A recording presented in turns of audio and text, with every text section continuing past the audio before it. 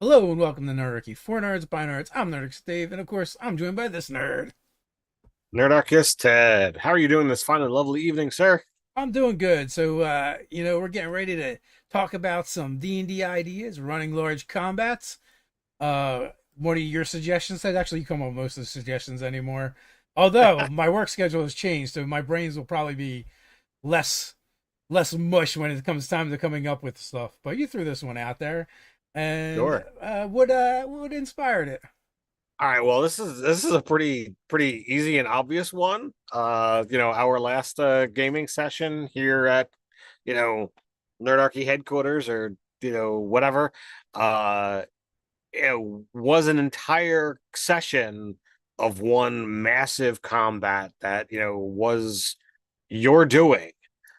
We had been doing a mega dungeon crawl or a large dungeon crawl. Everybody has different terminologies for what that means, but we had like 4 or 5 sessions where we were in a dungeon and you would design the whole thing or set the whole thing up. Had the whole thing prepped, and all of these monsters there are there.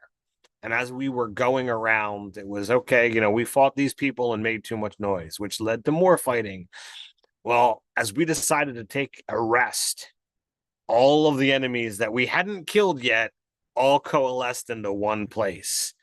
And that was one combat. Yeah, well, in all fairness, though, there were several rooms that did not, but they were further away from where you guys were headed.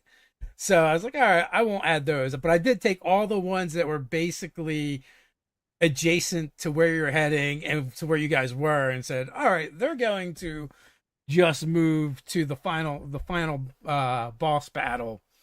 And when Ted says like, "Hey, we've been making too much noise," by that he means Thunderwave multiple times every single combat. Yes.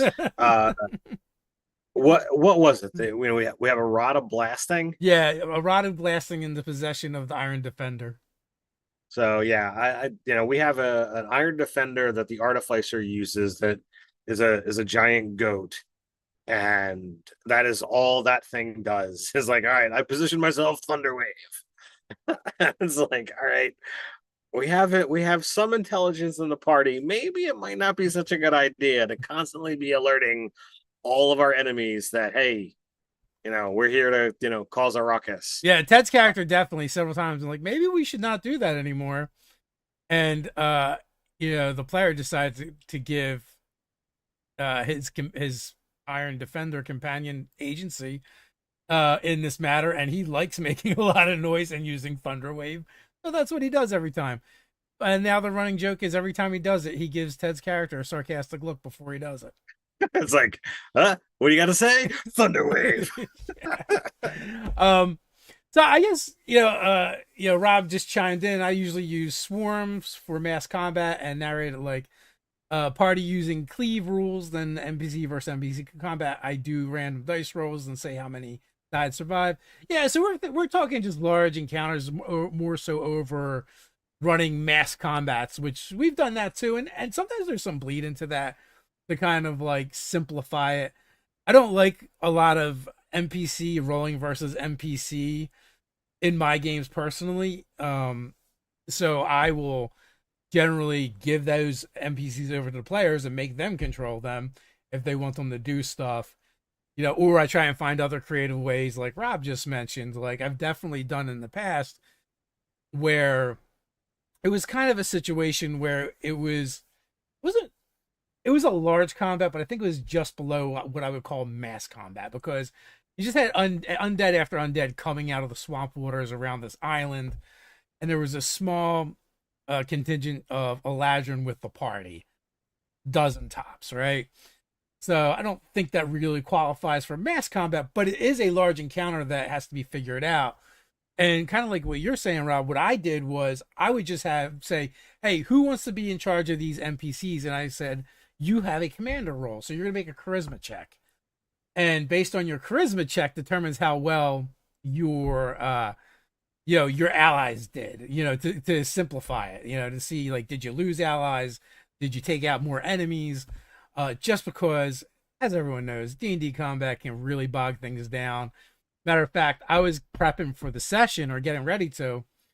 I'm looking at where they're starting, basically what the encounter was going to be. I'm like, do I need more? Do I need to prep more content for tonight? And I was like, no, it's D&D. I really don't. Matter of fact, we ran later than we normally run, and it was fine. Yeah, it was an intense battle, y'all. Uh literally like I think the artificer was the only one who Didn't get dropped.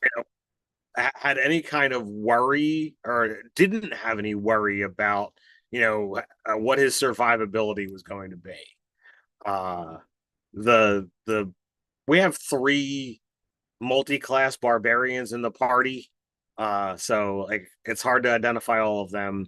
The player who wasn't here, he dropped, and it was only by the good graces of one of the NPCs that he managed to actually make it out alive. My character nearly died, and the only reason I didn't die is because I had a gracious DM, because he absolutely could have killed me at one point in time in the fight. All right, Um, let's see. I don't consider myself a gracious DM. I consider myself a fair DM. And if when Ted in the past, Ted playing a healer who happened to be healing the party and stopping the vampire Myconid lich thing they were fighting from regenerating.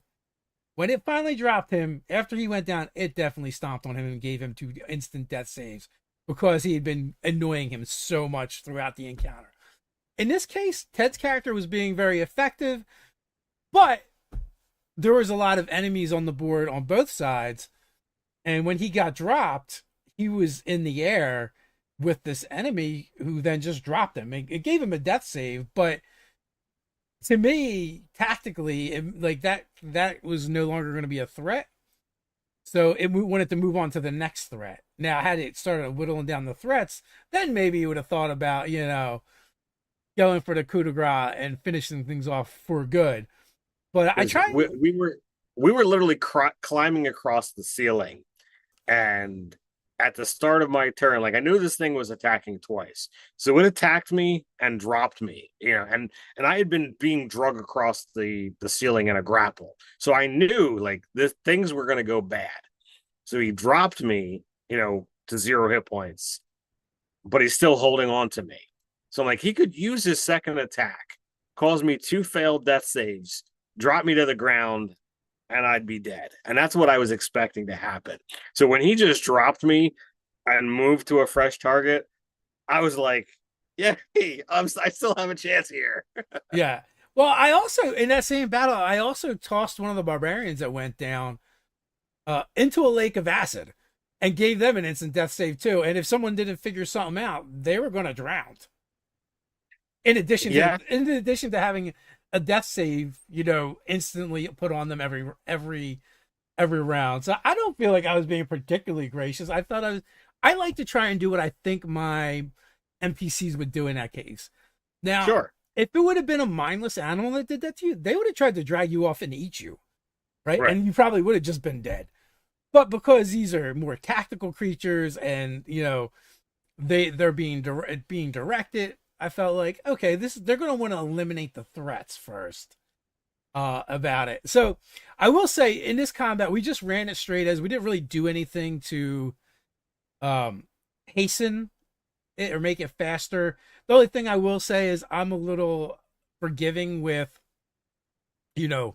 what monsters have what hit points.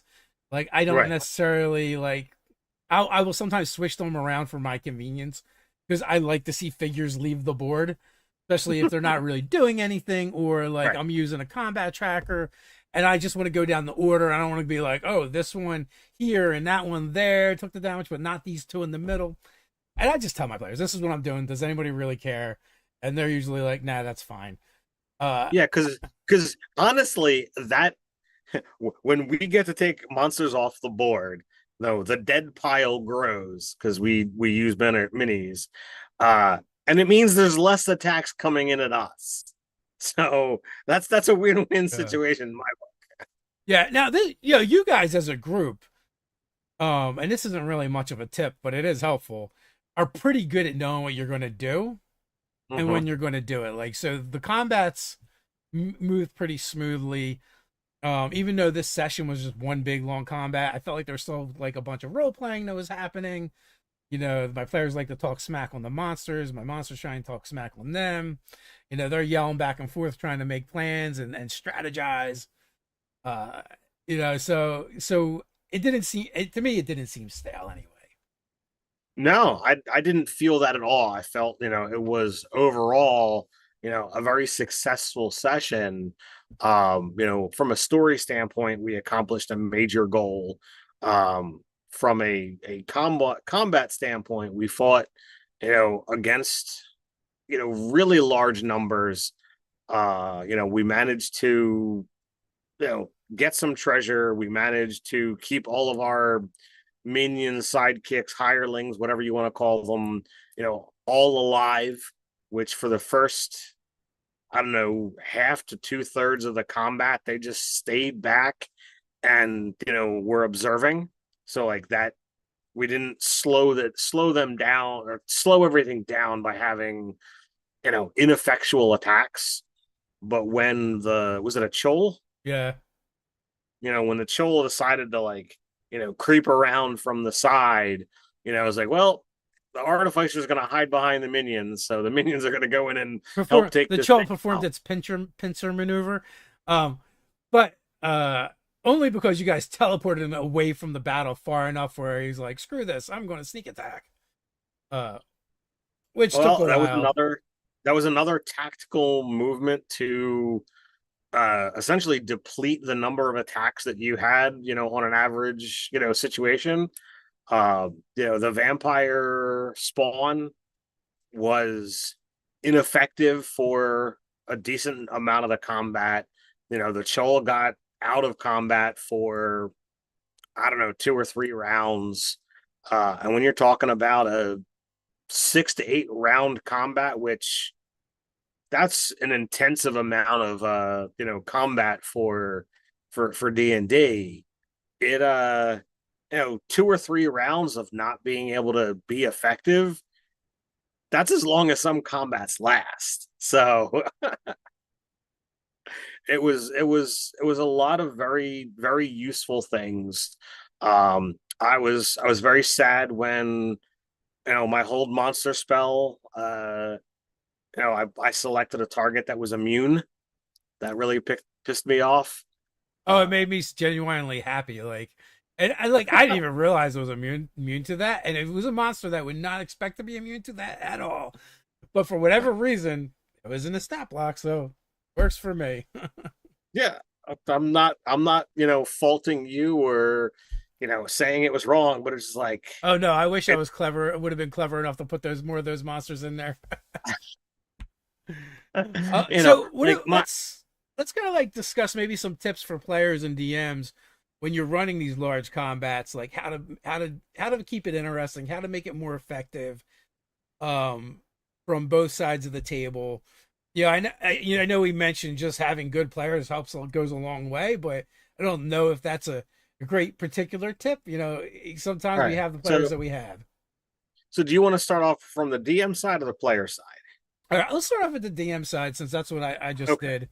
All right. So I would say like one of the things I did is I gave my players lots of AOE opportunities. I feel like if you're going to do a large combat, give your players that have AOEs a chance to shine and be effective. And with that being said, like I did it in a certain way. Like there's like a lot of them grouped together early on so that they could try and get that off, and then as the combat progressed and they realized there was a danger to bunching, they began spreading out and then re-bunching around the players. So thinking that, well, if we're next to their buddy, they're not going to fireball us. Which Uh, happened. which happened, and then and these most of these players were like, "Do it, do it! You There ain't was got the balls to drop a fireball right on me, son." and I absolutely did. I fireballed, hit 3 of my players. The one person as a rogue passed the save and took, no damage. the one barbarian took over 40 points and the other one took 20. So it was definitely a wow moment. Yeah. But you know, Fireball does a lot. AoE is incredibly useful. Um, you know, the other thing that you can do as a DM, as Dave says, using swarms, or if you want to, pull out, a fourth edition rule set, you can use minions. Use things that, if they pass their save, they're still alive, but they only effectively have one hit point. Um, and they just keep fighting. This way, like, you don't have to manage a resource. Um, you know, but if you want to put a lot of guys, a lot of bad guys in the way and let people just be able to mow through them, even though fifth edition doesn't have a minion support, like, anything can really be a minion. Whatever Yeah. level you're on. So I don't Uh, know. Maybe explain what a minion is. so a minion is, as the name sounds, it's meant to be a throwaway soldier, meant to be just something that can easily be, wiped off the map. But you could turn any stat block that is far enough below where where your player characters are, and just be like, all right, I'm gonna stamp this with a minion. If they take damage, it's dead. But anything that is like a save for half, they basically save the negate. Um, and okay, you just stamp that block on there and do it as is. I know we've talked about this in the past, and if I remember correctly, like, there were elements where, like, when I did the demon game, like, there were fights that were like, all right, this is a powerful freaking demon, but I stamped it as a minion because it's like, well, I want them to just be able to mow through, a horde of demons all at once without having to feel like, oh, we're gonna spend 20 years fighting because this thing's got 140 hit points. These are 20th level characters, man. They should be able to mow through demons. Yeah, and also it just lets them feel epic. While the problem with D&D in general, except for fourth edition, which I know people didn't like, but the biggest problem is like the weaker monsters that they can mow through like that they don't pose a threat. Like they're not going to do anything effective unless you roll 20 as the DM, where you could have any kind of minion as anywhere from a CR1 or CR to from the lowest CR up to the highest CR. It is just as effective as the full monster, with the only difference being that if it takes damage, it pops. So like if you want to do 50 Tarrasques and have them be able to attack the way Tarrasques do, but you want the players to be like epic and rip through them, just slap a minion template on them, and they can do scary damage, but they just die easy. Yep.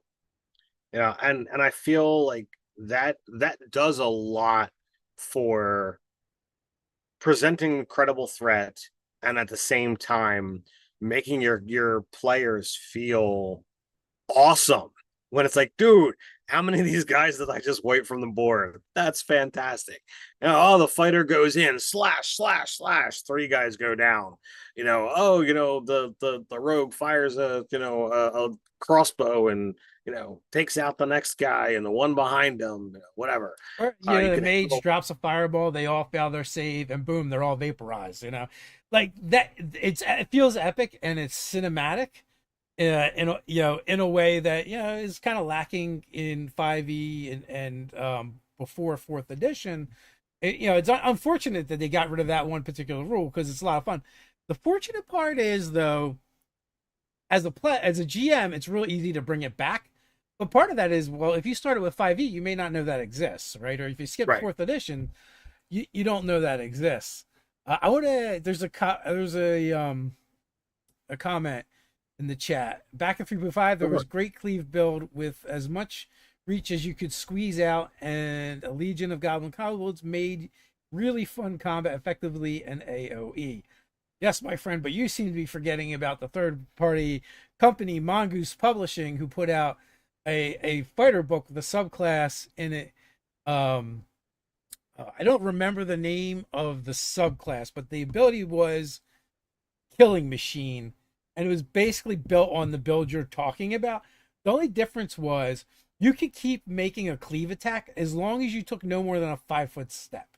So literally, you could walk around the globe as long as there was something to kill in one round, 6 seconds, Yes. and keep going. It was obscene. It was obscene, and we had players who went in that direction, and it was utterly ridiculous to see some of that stuff happen. Um, it's as stupid in my opinion as the peasant railgun. Uh, But those are some things from the DM side that you could definitely do. And also too, like you want to think about from the DM side is making sure that there are tactical options within the combat encounter that the players can take advantage of, or you the DM can take advantage of, depending on what the players do, so they don't get bored, right? So it's not just like you don't want to put them in an empty room with nothing going on. Like I had a large chamber, but in the middle of the chamber was an acid lake, so the players could try and push things into the acid lake. The players could be pushed in the acid lake. There were multiple entrances to this cavern they could take advantage of. Many of my players, as well as the monsters, had climb speeds, so they could definitely take the combat into 3 dimensions. And there's ways to be, you could make even cooler combat encounters than that. Like especially, you want to put them on cliffs or floating islands. We played we played a Pathfinder module at Origins. It was me, Robin, Doug, and some other folks, and there was these kaiju monsters that were basically frozen in time, sort of. For them, time moved very slowly. Like they moved, but like tectonic plates. Like so much time was going by that like goblin civilizations built up and built on them. But there's like these, but there are two kaiju's locked in battle, and like chunks of them are flying off because they've been struck, and those pieces are stuck there too. So there's like rope bridges going back and forth from them. And effectively, like, in that scenario, you're so high up, it was just like if you fell, you died. Which tends to kind of run scenarios like that as well. But even if you use standard rules of if you fall, you're going to take the 20 die 6. But it might also be that yeah, you survive the fall, but you're out of that combat. You're not getting back in. It's so far away. But the same with the monsters, so having interesting things for your players to interact with, you know, maybe arcane machines or clockwork machines, something they can pull levers and do things with in order to um in order to make things happen on the battlefield. uh Deadfalls, maybe maybe bodies of water, acid or lava with stepping stones or something, just so you can have cool things, so it's just not like a straightforward, all right, I roll to attack again, and they can have some other tactical options. Now, another thing from the GM side that you can do, is essentially grouping. If and in our case, we had a variety of different options, but like, all right, there's a group of orcs. Well, if there's 8 orcs and they're gonna attack, 2 players, you could be like, all right, well, I'm gonna put, these 4 dice is gonna attack this guy, these 4 dice are gonna attack those guys, and you can roll, the 4 attacks at once and the 4 attacks at once, figure out, what hit, roll your damages, all at once. Now not everybody has, hordes of dice, like Dave and myself. Um, but if you've got access to, you know, you want to speed up the process. If you're rolling 1 attack at a time and you've got 30 enemies to use against the party, that is going to seriously take a lot longer for that combat to happen. and the players are going to sit there, watching with bated breath, but at the same time getting, bored and frustrated. Whereas if you could pick up, okay, well, I'm going to make 15 attacks, and you can just go, okay, target number 17, plus is a, the attack rolls at a +5. All right, that means I can instantly say anything that's a 12 or higher on the die is going to be a hit, and you can just quickly, okay, 7 out of those 15 hit, the rest all missed. Now I can just go. So having those kind of things as a prep, and sure, as a DM, you have to be paying attention to what the players are doing, but while they're calculating their stuff, you should be thinking about, okay, where are my things going to move? Just as players should have what's my go-to, so should those monsters. So you are positioning things mentally, and you might need to make a change, but if you've got an idea of where things are going, you can be like setting your dice, ready to go behind the DM screen, so that you can roll when it comes to them. I mean, heck, if you be like, okay, well, there's 16 orcs, so okay, I've got 16 d20 ready to go for them. All right, well, we've got these other guys over here and they're blue, so all right, I'll put the blue d20s over here. And you can even color coordinate what you've got, so that you're ready to speed up that process. Because now the combat is super fun, but if you take every opportunity to slow the process down, that increases how long that's going to take. And that can create moments of frustration for everybody at the team. Yeah, and so do you want to jump to the player side now? Sure. All right. So as you mentioned, like just knowing what you're going to do goes a long way towards being a better player, right? And even if like this is like a big thing that Ted always says a lot of times. Even if you don't know what you're going to do because something's changed, always have like your go-to move as the player character, which just makes sense. And I think we do this without really thinking about it a lot of times anyway. But if you consciously choose to do it, it becomes an even more effective tool in your toolbox as a player. Like, oh, things have shifted and I have no idea what I'm going to do. Well, here's what I would normally do. I just do that. Um, Yeah. because They tactical joke combat all the slows things down to begin with. they joke all the time about, like, okay, warlocks, say it. I cast Eldritch Blast, but there's a reason why warlocks do Eldritch Blast. It's an effective thing for them. If you are a spellcaster and you've had so much shift from where you planned to drop your fireball, all right, well, what is your most effective cantrip? Or are you a magic missiler? Whatever your go-to is. For my sorcerer in this particular game, his go-to is firebolt, and he just might quicken another firebolt if the thing calls for it. In this particular combat, I cast a spell, I quickened a firebolt. I did that for like 4 or 5 rounds, because that was trying to be as effective as possible. I launched firebolts and hold monsters, chain lightnings, what have you. But having that go to at the ready is going to expedite combat. Because, okay, if my turn takes 30 seconds, but you spend 2 minutes hemming and hawing and thinking, well, that just is 4 to 5 times longer than what your turn should be, while everybody else could be hemming and hawing themselves and not really thinking about what they're doing. If everybody starts doing this kind of delay, it's just like the deal with the DM and the dice. It's pulling things, to a much longer scenario. So if you're not sure, use your go-to. If you're paying attention and things, change, and you say, oh, this is a good opportunity for me to do this, then you do that instead.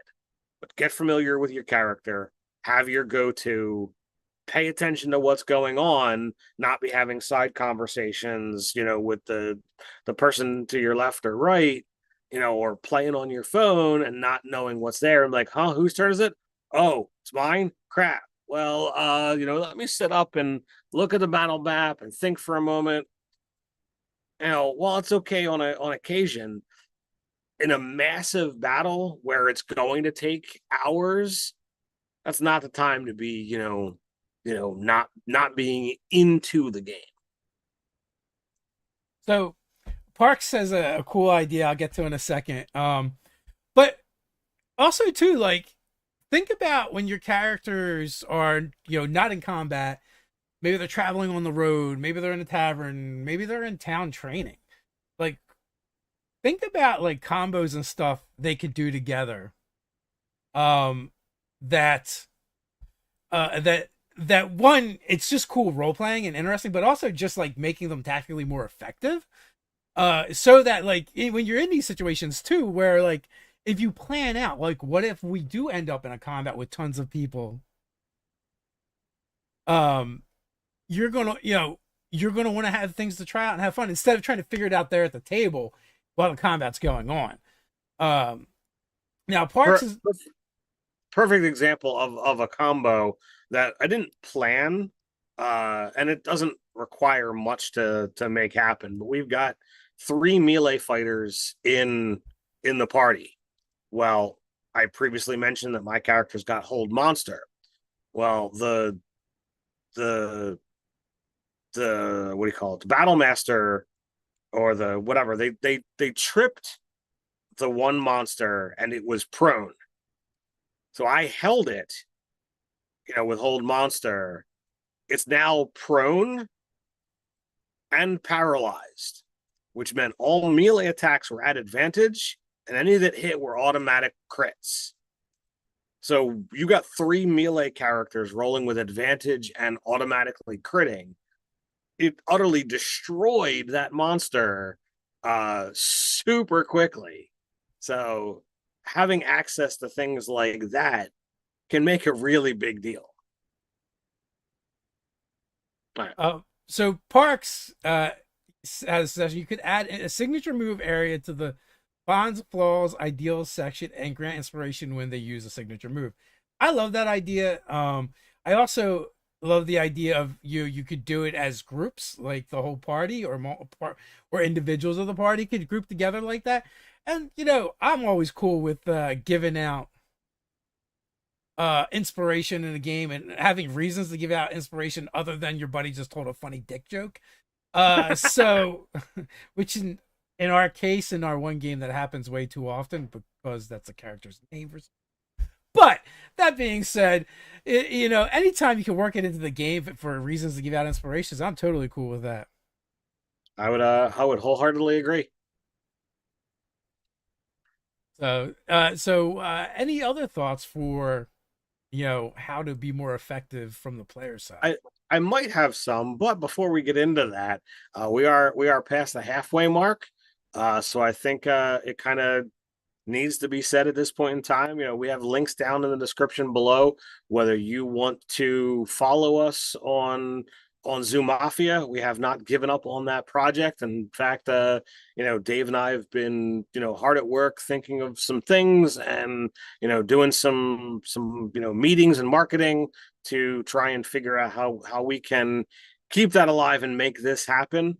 There's also links for D&D in a castle. Should any of you out there want to travel to scenic Ohio, go to Mohican Castle and either play in a cool Viking game with Dave or a lycanthrope game with myself, I do believe there's some seats still available. Be awesome to not only be able to get to hang out and play some games with you, but to meet and have some amazing conversations as well. Yeah, I've got one slot left at my table, so if you want to come out and hang out in Ohio, feel free. But also at Gen Con, I don't have a link, but if you're going to be at Gen Con by chance, I'm running my Under the Dome game as basically a big, cool Mad Max style post-apocalyptic race. If you want to get involved in that, I'm running the second, third, and fourth, and I believe two of those tables have openings. One of them might be completely one of them might it might be completely booked though.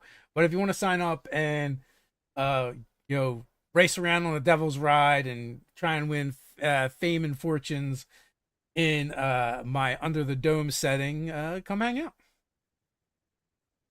And as always, if you want to show some love to our fans, our friends over at Easy Roller Dice, you should be able to find that link down there, as well as a promo code to get 25% off your first order.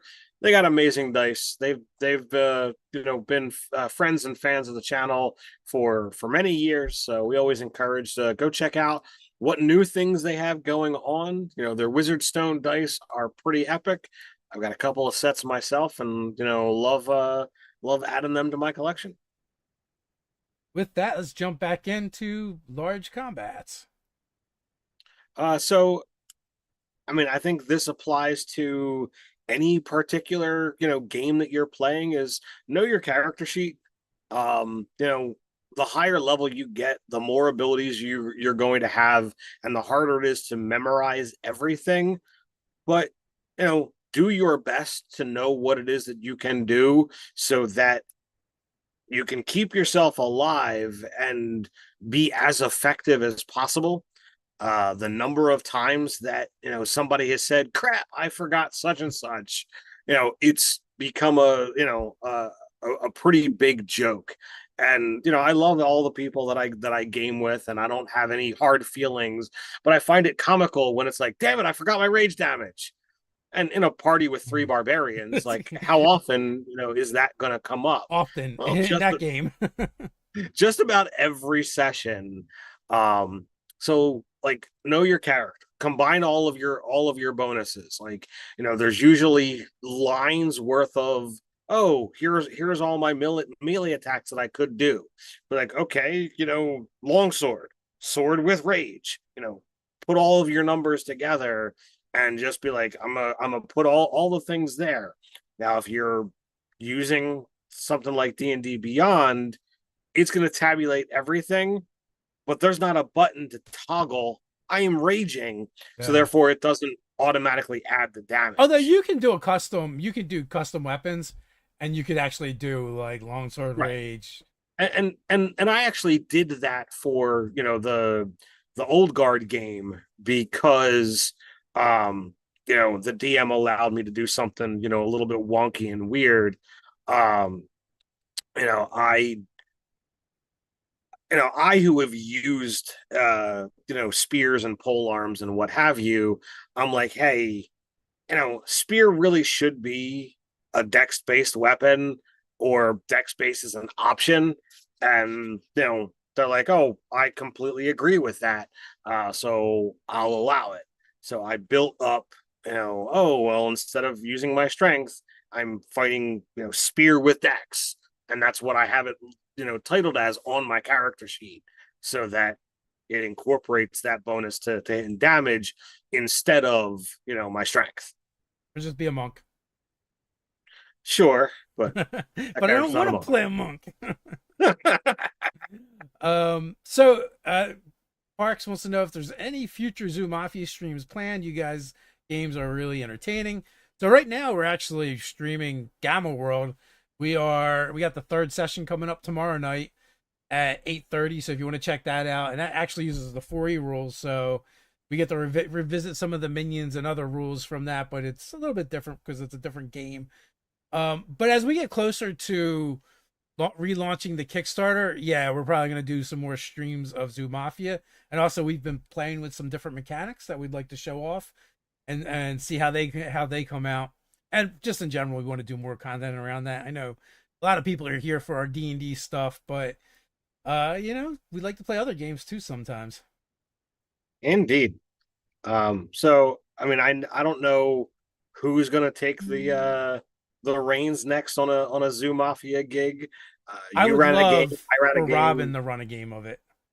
We'd have to see if they're interested. Maybe that's something that we can pitch tomorrow night. Um, Well, Robin's world building, whether we were playing D&D or another game is fantastic. So I can only I imagine they'll be amazing as the zookeeper. I love the worlds that Robin creates. That's actually one of my uh favorite aspects of their DMing skills. They're a fantastic storyteller, and their world building is top notch. So So I would say too, when you're looking at large combats or running large combats, things to think about is the narrative. Like, why are you running them this way? Are you going to give foreshadowing to your players when these large combats are coming up? So maybe they have some time to kind of plan and figure things out, so that so that they can be more effective. And which, like, again, my players have the ability to be really tactical or not, all at the same time in the same session. yes, So like they did a lot of scouting. They had a good idea of what was going on. They knew what they're getting themselves into. Uh, so so with that in mind, they were able to kind of set some things up, and they weren't quite as effective as they wanted to be because some of their surprise stuff didn't go off, but some of it did. So those are things to take into consideration too. Like me as a GM, I like to give my players opportunities to shine. And especially because when we grew up gaming and playing it, so many of the DMs we played with just saw these more as opportunities to gotcha with their players. Even like the really good GMs who kind of like had they're like their own code of honor that they followed, right? But they were still like those hard ass GMs where it's like it is kind of you versus them. And you had that, which was on the better side, and then the further away from that was they just wanted to get you, get you with gotcha moments in the game to try and kill your characters. And that's how they had fun. right. Thankfully, the game has evolved since then a bit. Yeah, it was tough surviving through through that elements. And we've done videos where we've talked about that and shared some of our stories. um and to be fair, I still think there are, based off of like social media conversations, like there are still GMs out there that play that way. And like, if you're okay with that antagonistic element, and you have to outthink and outsmart your DM, then okay, whatever. It's not a style that I ever really enjoyed, and as a DM I've never done. um sure, I've killed characters because like that's the way the dice fell, or somebody made a poor choice, or I did it out of okay, well, this is a tactical situation, and I as the DM know that it's not going to be a something that's going to impact, when the characters are high enough level that they have access to resurrection, they have the gems possible. It's just a hiccup. you know like, if there's not a cleric or a druid in the party who can deal with these kind of things, okay, then I'm probably not angling to be like, okay, well, I'm going to kill you while you're down. I'll just move on to something else. Well, But also if you also mentioned me being generous, but like part of it too, like for the scenario, had I been able to drop all of you, I still wouldn't have killed you guys.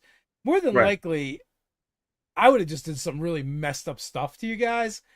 Uh, Not gross, but messed up, right? Because like right, there's consequences for not succeeding and failing. Like, you know, like off the top of my head, one of the things maybe you guys were sent back to town with magic bombs planted in your skulls, right? That were gonna go off at some point, and like now you guys have to figure out how to defuse them or dispel them before that happens. I mean, you might still die, but it'd be more interesting than just going, "Oh, you're all dead now." right. And there's an element to that as well. From a DM standpoint of having the thought of, okay, well, I made a combat that's too big. What do you do? Because some DMs will look at a story and say, well, I'm planning to tell this grandiose thing, but you might not get to that point. The player's actions have to have consequences. And if, you know, you get through and it's like, oh, we have a TPK, is that the end of the story? Was the story just here, or is there a way, to move it forward? And I know we've talked about dealing with death in several videos, but you know, you have the ability to muck with time, you have the ability to muck with dreams, you have the ability to, you know, take characters prisoner. There's literally everything that you could possibly do. You know, as a DM, it's all about your imagination. So if you're going to take the time to sit behind that screen, if you've got something that is overwhelming, you should have okay, what if the dice are really freaking mean to my players? Some players, like, they roll their dice out in the open. Some DMs roll their dice out in the open. Other times you'll have players and whatever, and they roll their dice right in front of them and nobody else sees what's there. So you have to trust them. And I've definitely gamed with people who seem a little bit shady when it comes to dice and whatever. But if the dice are not going your way and one, two, three, four players drop, and it's like, well, what is the plan? What are you going to do as the DM? Are you planning to end the story right then and there, or is there a way to salvage the story and just alter it a little bit and see how it can keep moving forward? Yeah. So, and to be honest, right? Like, the idea to me is like, how can I make a more engaging and interesting narrative? It's not so much like how can I always have my players, play with training wheels and not have anything bad happen to them no matter what they do. That doesn't really make sense to me either. It's just a matter to me of like what's fun, what's interesting. Even back in the day when we had some of the most brutal GMing you could play under, we would still do shit like that. Like we were doing fucking warlock packs before there were warlocks. Like, oh yeah, like as a GM, if I could give a player another chance at staying in the game, but push their character down a dark road where like they might become my villain at the end of the game, then I was all for that. Like it just made for funner narratives, better stories, and also like the player had to make harder decisions as they're like giving opportunities to gain more power, but at what cost, what expense? How much do they care about these other players and characters in their group? And also back then, like you could create some real friction between players. So you as the player might want to think twice about what is the thing I'm going to do and how is that going to affect the relationships at the table. We weren't as I don't think we were as well equipped back then to deal with conflict at the table because no one really put a lot of thought into it until it happened. And then once tensions are running high and people and emotions are going, it's a little bit harder, right? In this in game, modern gaming has introduced some great tools for us as players and GMs that kind of help smooth those edges out.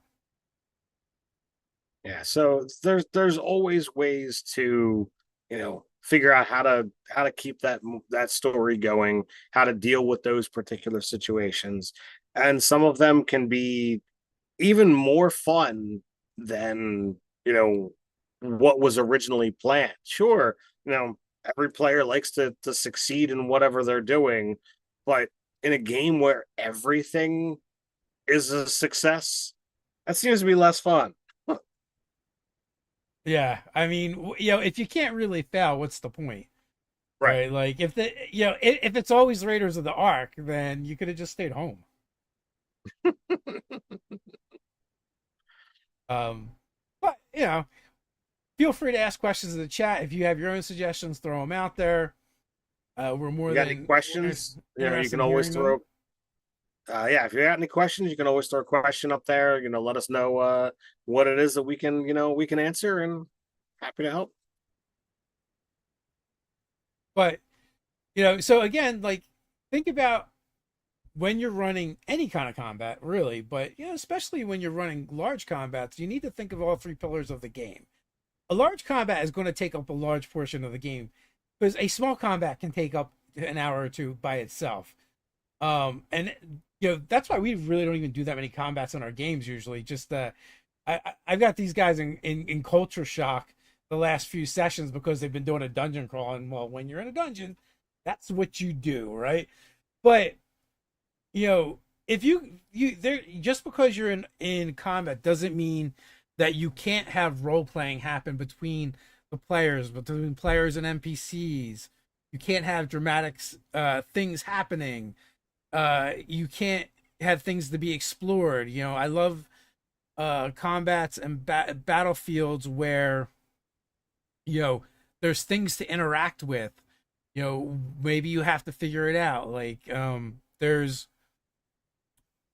there If you have was symbology, if you're at some kind of like sacred place, if you're at some kind of like lost temple or lost ruins, what have you, you know, sure, you might be in combat, but there might be an element of the background that you can explore and make skill checks as your round action that might actually be able to, grant you more powers or grant you some kind of boon while you're here in this chamber. You might offer some kind of bane to your enemies. There's always things that can be done, and you know, exploration is one of those cool parts of the game that, while it's its own pillar, a lot of players don't really understand how amazing it can actually be and how it can change every aspect of the other pillars. so we have the arcane super soldier scenario over on our website, and I've used that with you guys where part of the room is an arcane sigil that actually controls objects in the room, and they do something different randomly every round, where the players can try and take control of it in order to, instead of it working against them, they can use it to try and aid them. um Anytime you can do things like that, and also like it might give some characters with specialized skills a chance to do something um other than just fight, or even think about like artificers and rogues.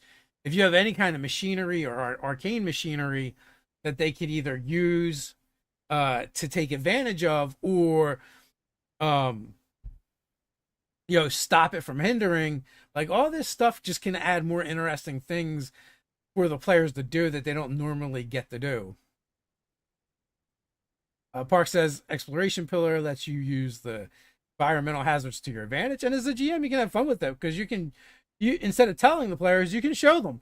You can have the monsters, try and use those environmental hazards to hurt the players, especially if the players don't know they're there. But here's another caveat to that. If it's more of a natural hazard, that might be a time for your druid, ranger, or even barbarian to shine, because they can possibly notice the danger before it affects them or someone in the party. Especially like the ranger, druid, no brainer, right? But the barbarian, like giving them a chance to do the smart thing for the rest of the party would be super cool. It may not come up that often. Uh, so Tally, um, lingering spirits that can be interacted with, cool idea. Also, non-combat environmental NPCs. Yes, because they can actually affect things in the sense that like the players want to not see those that aren't involved get harmed. So now they have to figure out how to protect them, how to get them out of the way, almost like a superhero scenario, right? Where like you have this stuff going on, but at the same time, some of the players might have to break off of the combat because they're trying to usher the civilians out of the way. So that one, they're not viable targets for the enemy, and they're not being threatened. So and maybe in that particular situation, there isn't something for those players to do yet anyway. Maybe like most of the stuff is happening at range, and they're melee characters, right? but instead of just doing nothing, they can shine by, saving civilians. Yeah, and if you want to, if you want to do something like that, you know, I know that some might balk at something like this. Oh, this should be a class ability or what have you. But like you could have, if you're talking about this kind of setup where you want to offer, the ability to protect, you could say, okay, for this combat, for these NPCs, characters have essentially this, reaction that they can take, and they can interpose themselves between, a bad guy and, the thing they're protecting. Like, you just have to be like, okay, well, I'm within 5 feet of this NPC, I'm going to protect them as part of whatever's going on. And then instead of the monster attacking the NPC, they're attacking you instead. And I think that could be a cool thing that could be done. And heck, maybe if the players like it, then that could be a standard thing that you adopt as a house rule.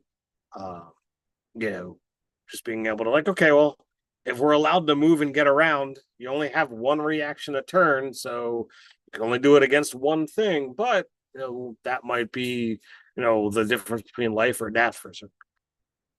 So the other thing too is if you have them doing a non-combat thing like rescuing civilians, reward them somehow, give them some kind of perk. Maybe it's inspiration, but or maybe you could come up with other things that they could do. Maybe you give them a menu to choose from, or maybe you just randomly roll. It's inspiration. It's you're under the effect for the bless spell for your first round of when you're actually in combat, or whatever you want to come up with. So it makes them feel like they didn't waste their turn and waste their action.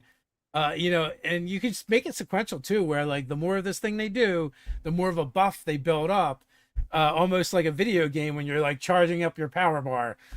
So you can make it fun and interesting for them. So when they do get into it, and also remember, we are kind of talking about large combat. So, in order to make them more effective and not have lost those rounds, then maybe when they finally do enter the fray, it's like think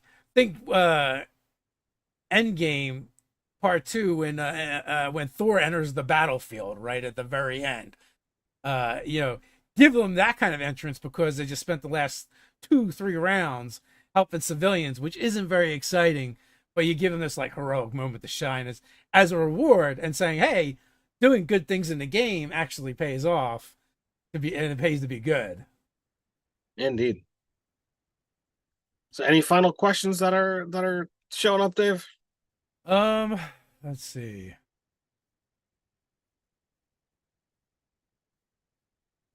I think there were some comments, but we kind of addressed them as we're going. So it's a couple minutes up, so we're gonna wrap things up with that, everyone. Until next time, stay nerdy. Stay nerdy.